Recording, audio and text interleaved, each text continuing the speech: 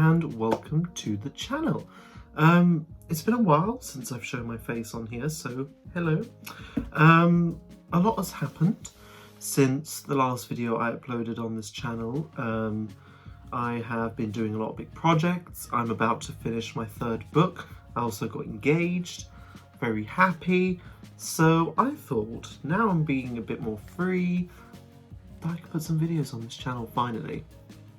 So today's video is all about macOS and its big redesign. That's been a big feature of the latest update, Big Sur. Yeah, the design has been very polarizing, so we're going to talk about that a lot today and basically talk about why Apple have done this and what it means.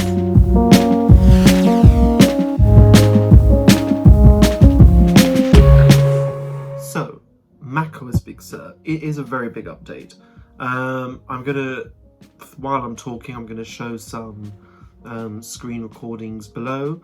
But basically, Big Sur is number 11. That is the biggest change, one of the biggest changes. macOS 10 has been with us since 2001. 2001, it was in beta in 1999. And obviously has been with us since then. 2 decades later, 2020, macOS Big Sur becomes number 11. So Steve Jobs was right when he went on a stage and he was like, you know, macOS 10 is going to serve Apple for 20 years. It did, and nobody can argue it's a really solid and amazing operating system. So that meant, what is next for macOS? What is the big change going to be? Because macOS 10 was a big change. macOS 9 was based on the classic Mac OS look. There's no dock, no graphics as such. Like it was graphical, but not graphical that we know today. But macOS 10 brought the Aqua interface, so more playful interface rather than the grayscale that dominated the 90s when it comes to computing. And it came with the dock, and it came with many other things. And obviously, as a whole, the system was not very successful, but not with critics. It was deemed as slow. It was deemed as a bit buggy, and just you know. Version 1 of any system is always going to be full of negative reviews because you have to iron out those things as time goes by. But macOS Big Sur is, on the face of it, very similar.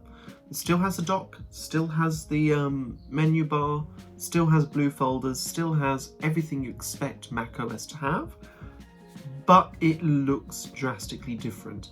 The first thing you're going to see is Apple have gone for a new design language. So what does this mean? macOS for the longest time, up until macOS Mavericks and iOS until iOS 7, had a design language called skeuomorphism. And skeuomorphism is very classic Apple. It's basically digital things being made to look like real life objects. So a notebook will look like a real notebook, or the Contacts app will look like a book, or you know, the voice notes app looks like a microphone. So this was very dominant in Apple design up until iOS 7 came out, and then a year later macOS Yosemite brought the flat interface. So everything was very flat, not many drop shadows, not many anything, you know, it was all to do with transparency, to do with gradients, to do with flat, basic shapes. You know, the apps were basic white until iOS 13 came and you had a dark option. But you know, all the apps were white, blue, and everything else was gradients, Gaussian blurs, and a very colourful kind of poppy interface. But the last few years we've seen a few changes. So from iOS 10 really, and more so iOS 12 and 13, shadows have started to reappear. So, you know, some of the dials, some of the buttons have very subtle under shadows and drop shadows. Some things have shadows, big text, very bold text, you know, the big navigation text, you know, all of these things are starting to come together. And macOS, and I think those changes were like Apple's stepping stone into something that is called Neomorphic Design. Now, what is Neomorphic Design? I apologize for that noise. Okay, Neomorphic Design. What is Neomorphic Design? It is a design language that's becoming a lot more popular at the moment. So take Windows, for instance, is really a big spokesperson for Neomorphic Design, and I think that's the next design wave that's coming when it comes to digital interfaces. Lots of drop shadows, very sharp drop shadows, some elements looking like real life, most elements still looking flat. So it's like a kind of marriage between skeuomorphism and the flat kind of era that dominated the digital scene in 2010s. But this is, a lot of people I've seen online have been like, oh, Apple's stepping back, they're going back into skeuomorphism. That is not the case, you know. When you look at Big Sur, there's nothing in Big Sur that screams anything skeuomorphic. When you look at the dock is very different. The dock is floating like all the other systems. So the iPad, it's docked, like it's floating. The iPhone is floating since iPhone 10. So it's kind of merging them together, and this is more so seen with Apple releasing the first silicone Macs, so the first Apple chip Macs. Definitely seeing the final piece in the puzzle with the Mac fitting with all the other devices that Apple makes, and Big Sur is a huge part in that puzzle. All the apps are now squares, similar to the iPhone and iPad. Very polarizing. Some people love it, some people hate it. One thing I do hate is that goddamn battery icon. It's on the screen.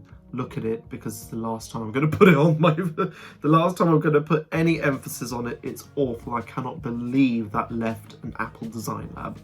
But apart from that horrible mistake, and also the keychain app and the QuickTime app icons are awful, but apart from that, the rest of the system looks amazing. And the reason I love it is because it just makes everything very similar. So what with macOS Mojave, and especially macOS Catalina with the Catalyst apps, if the macOS felt very much like the early versions of macOS. So macOS Tiger was the last release to have that kind of jumbled interface where there was aluminium brushed steel looks, there was the smooth looks, there was the metallic looks, and all the windows and all the apps kind of had a different look, and it was looking a bit messy.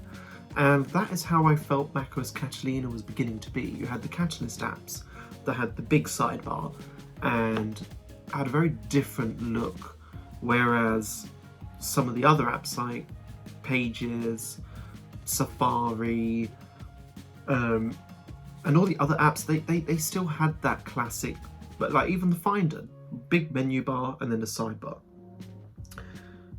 The Mac App Store Catalyst apps didn't have that, and it made them look like vastly different, and like they were kind of misplaced and they were a bit odd in this mixture. And I feel macOS Big Sur is the macOS Leopard, or OS X Leopard update that everybody loved, because it brought a unified design. And this brings a unified design. The Catalyst apps look identical to the stock apps. You know, Maps looks the same. Maps has been redesigned in this update. News, which is a Catalyst app, looks the same as macOS App Store, looks the same as the Finder, and it all just looks very, very nice, very mixed and very good. Using the first beta, you can see that there's definitely some design inconsistencies with the tiny details, like some of the scroll bars are different designs in different apps. But this is a first and second beta, so there is a long time. We've got probably up until October time until Apple really releases the final version. So we're going to see a lot of refinements, and hopefully that awful, god-awful battery app icon goes. Oh god, it's awful. I still can't believe it. It's disgusting. But it's looking really great, and my feeling is that this is the beginning of a new era for Mac. It's a very big change with the hardware, it's a big change with the software, and I think Apple have really put a lot of time and effort into refining the Mac experience and making the Mac not making the app into iOS. I think a lot of people dislike the fact that the Mac is becoming more like iOS. I like it because Apple have done it in a tasteful way. Mac is not becoming, like, macOS is not a touch OS. Like, people are like, oh god, this new Big Sur has like the control center and things, and they look very big, and there's a lot of emphasis on big buttons and big controls. Does this mean macOS is going to be touch now? I still think Apple are steering away from that. I don't think Apple will be releasing any touch Macs anytime soon. And I just think it's a nice design. I think it's a very fluid design, it's very responsive, and this is just a first beta, so I'm really excited to see where it goes in the future.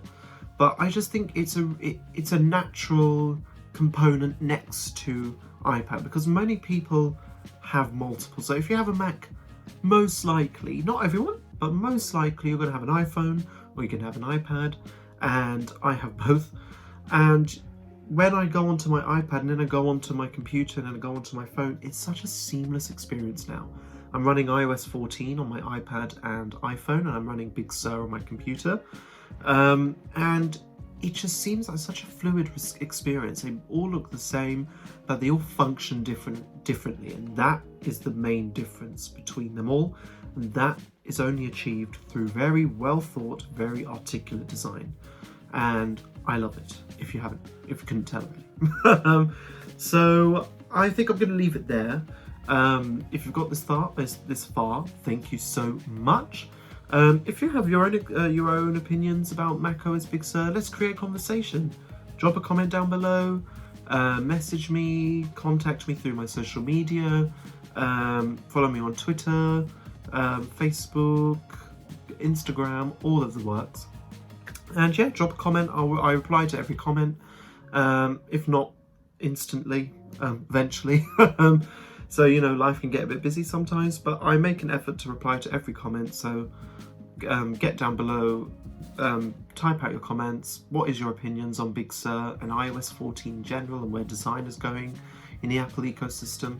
And yeah, I hope you really liked the video. If you did, subscribe to the channel. It's been growing a lot lately, so thank you so much for your support. I have been a bit absent with this channel in the last months. 2020 has been a crazy year for everyone. I think we could agree with that.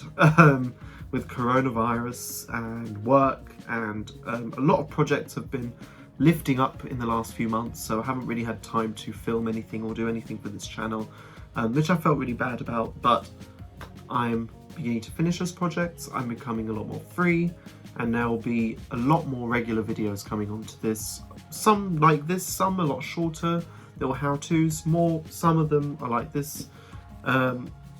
But yeah, let me know, like the video, subscribe, and I'll see you in the next one. Bye for now.